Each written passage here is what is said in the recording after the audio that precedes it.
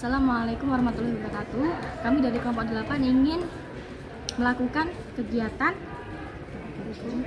percobaan jenis-jenis gelombang. 2. Percobaan sifat pemantulan gelombang dengan tujuan 1. Percobaan jenis-jenis gelombang, mengamati bentuk dan jenis gelombang transversal dan gelombang longitudinal.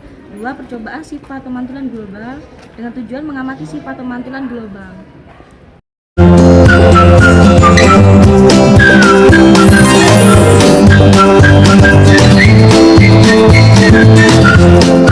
Untuk percobaan pertama, alat dan bahan yang dibutuhkan yaitu yang pertama ada slinky, yang kedua ada kabel listrik, yang ketiga ada benang kasur, yang keempat ada karet gelang. Oke, tujuannya percobaan yang pertama yaitu mengamati bentuk dan jenis gelombang transversal dan gelombang longitudinal. Teman-teman, pertama kita akan mencoba untuk mengamati gelombang transversal menggunakan slinky sebagai medium. Slinky pada satu sisi akan dipegang oleh seseorang dan sisi yang lain akan digerakkan secara kanan kiri secara cepat. Coba silakan. Nah, bisa dilihat yang terjadi pada slinky yaitu ketika diberi usikan ke kanan dan ke kiri, slinky bergerak ke kanan dan ke kiri menyebabkan gelombang ya. Bentuknya bergelombang seperti itu. Yang merambat pada slinky itu adalah energi getaran. Nah, kalau di sini berarti saya diam, di sana Mbak Dita yang bergerak. Berarti getarannya tuh dimulai dari Mbak Dita. Yang bergerak itu adalah energi getaran, bukan slinky-nya. Slinky itu hanya medium saja. Gelombang adalah getaran yang merambat dari medium atau zat perantara untuk memindahkan energi tanpa memindahkan zat perantaranya. Artinya, yang berpindah itu hanya energi, bukan mediumnya, bukan slinky-nya. Slinky itu hanya bergetar di tempat.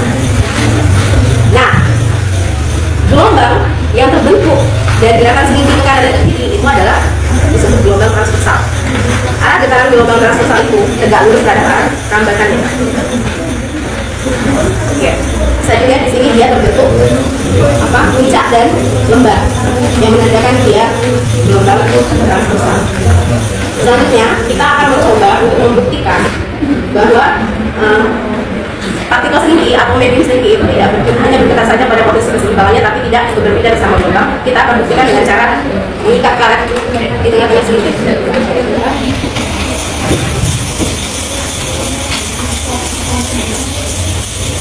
Bisa dilihat di sana bahwa karet itu tidak ikut bergerak ya, tidak berpindah. Karet yang tidak berpindah ini menunjukkan bahwa partikel slinky termasuk karetnya juga itu hanya bergetar di tempat saja, tidak ikut berpindah. Ini membuktikan kalau yang berpindah itu hanya gelombangnya saja, bukan mediumnya atau bendanya, bukan mediumnya. Jadi energi getaran yang mengalir itu dari mana asalnya?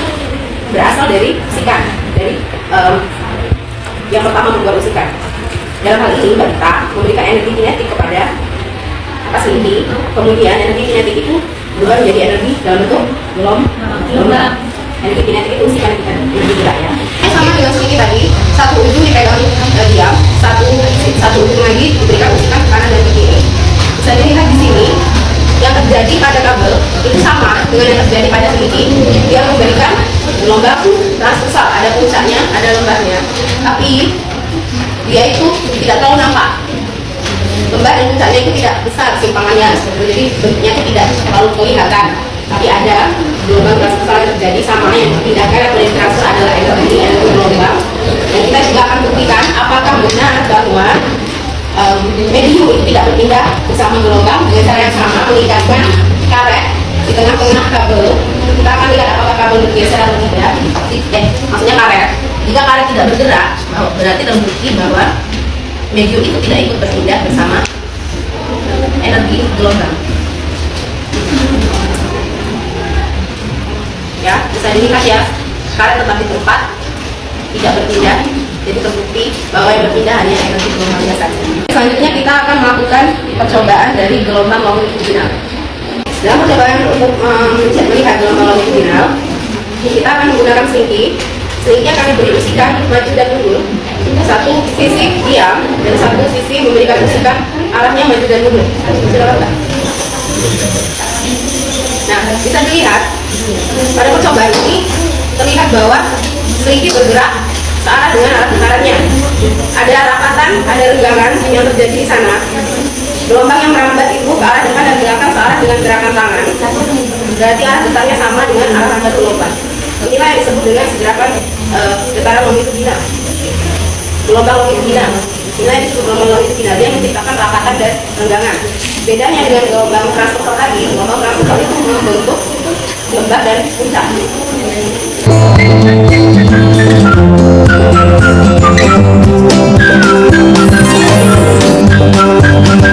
Baik, kami akan melanjutkan percobaan yang kedua untuk mengamati sifat pemantulan gelombang. Di sini tujuannya adalah mengamati sifat pemantulan gelombang. Alat dan bahan yang diperlukan yaitu yang pertama baskom dan air, kemudian selingki, kemudian batu kerikil, dan yang terakhir benang kasut.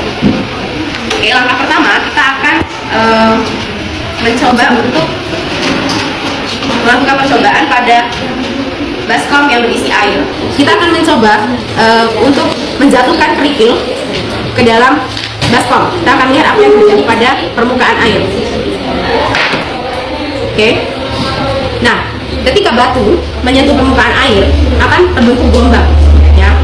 Gelombang ini sama dengan gelombang yang terjadi pada selingki percobaan pertama, yaitu gelombang transversal, karena dia membentuk lembah dan bukit.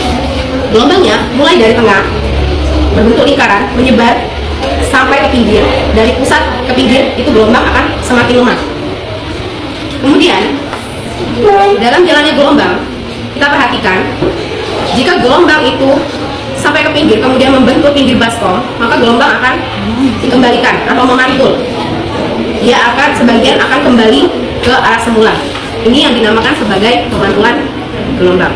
Coba dengan medium selingki, satu sisi dipegang diam dan jangan bergerak. Satu sisi akan memberikan usikan tapi hanya setengah dari gelombang, hanya puncaknya saja.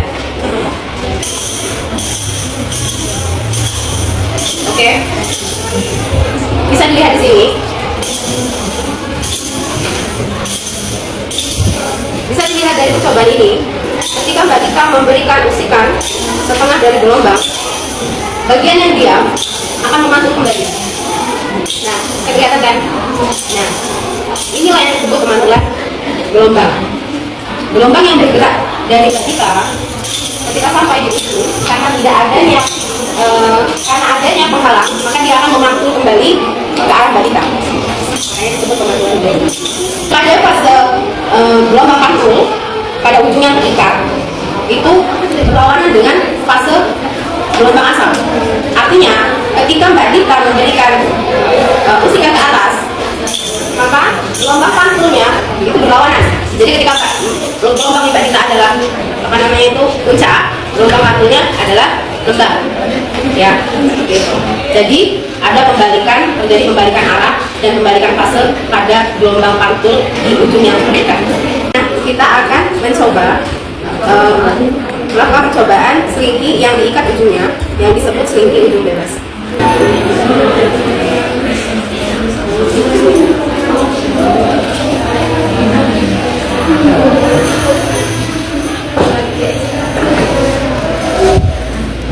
Oke. Selanjutnya, pada selingki ujung yang bebas, kita mengikat ujung selingki dengan tali benang kasut dan ujung yang lain akan diberi usikan. Kita lihat apa yang terjadi.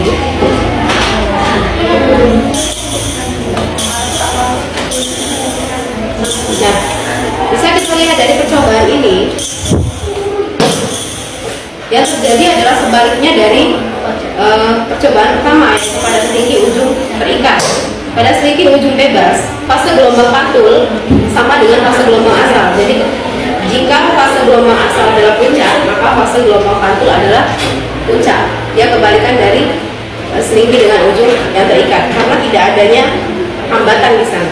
Pada selingki ujung terikat ada hambatan, jadi energi akan dipantulkan kembali. Ini adalah kebalik. Jadi ketika energi pantul gelombang asalnya itu puncak, maka gelombang pantulnya adalah lembah. Tapi pada selingki ujung bebas, dia akan sama karena tidak ada hambatan di ujung selingki. Makanya gelombang asalnya puncak dan gelombang pantulnya juga puncak. Itu adalah perbedaan dari dua percobaan ini. Baik, jadi kami akan menyimpulkan hasil percobaan yang pertama, yaitu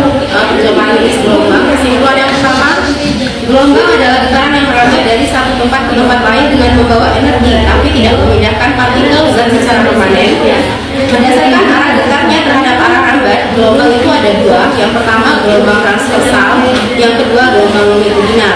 Gelombang transversal arah getarnya tidak lurus terhadap arah rambatnya. Gelombang longitudinal arah getarnya sejajar dengan arah rambatnya. Pada gelombang transversal terdapat puncak dan lembah, sedangkan pada gelombang longitudinal tampak rapatan dan renggangan. Energi gelombang berasal dari sumber getaran dan merambat melalui medium, seperti contohnya tadi selimut dan kabel. Benda yang ada pada medium, seperti tadi contohnya pada karet, pada selimut, tidak berpindah tempat, hanya bergetar di sekitar posisi keseimbangannya, sedangkan energi gelombang terus merambat.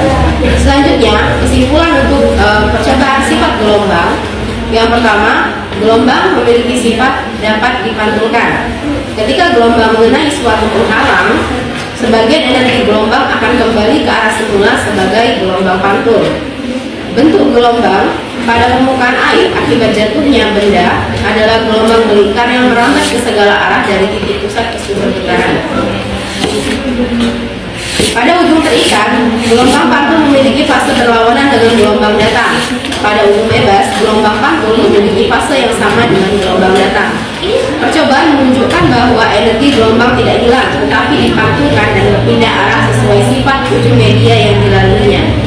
Dengan demikian, pemantulan gelombang bergantung pada kondisi batas medium. Pada ujung terikat, terjadi fase berlawanan atau pembalikan fase. Pada ujung bebas terjadi fase yang sama, tidak ada pembalikan fase. Demikian percobaan dari kelompok kami. Kami ucapkan terima kasih atas kerjasamanya semuanya. Wassalamualaikum warahmatullahi wabarakatuh.